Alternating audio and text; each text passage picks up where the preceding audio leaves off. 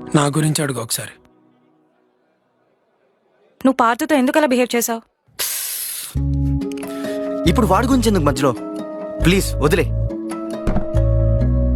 ఇదే అప్పటి వరకు అంతా బానే ఉంటావు, వాడి పేరు తీసుకురాగానే ఎందుకు అలా బిహేవ్ చేస్తావు? వాడు మన మధ్యలో రాకముందు అంతా బానే ఉండేది, వచ్చాకే ఇలా తగలాడింది. విరాట్, నేను నీకు ఆల్రెడీ చెప్పాను, నువ్వు నా లైఫ్ లోకి రాకముందు నుంచి వాడు నాతో ఉన్నాడు.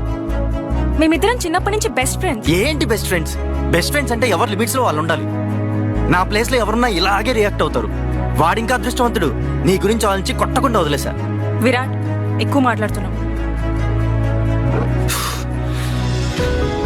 అయినా నాకు విషయం అర్థం కాదు, ఎంతసేపు వాడిని వెనకేసుకొస్తావేంటి? పైగా వాడిని ఒక మాట్లాడే చాలు కోపం వచ్చేస్తుంది. ఏ రోజన్నా నన్ను ఇలా డిఫెండ్ చేసావా? ఎప్పుడు వాడినే కాదు, నన్ను కూడా పట్టించుకో. ఇందాకేంటో అన్నావు, పొసివ్నెస్ అని నువ్వు అనుకుంటున్నావు, అది కేరింగ్ అని నేను అంటున్నా. నాది ఇన్సెక్యూరిటీస్ అని నువ్వు అనుకుంటున్నావు. నువ్వు ఎక్కడ దూరం అయిపోతావు అన్న భయం నాది.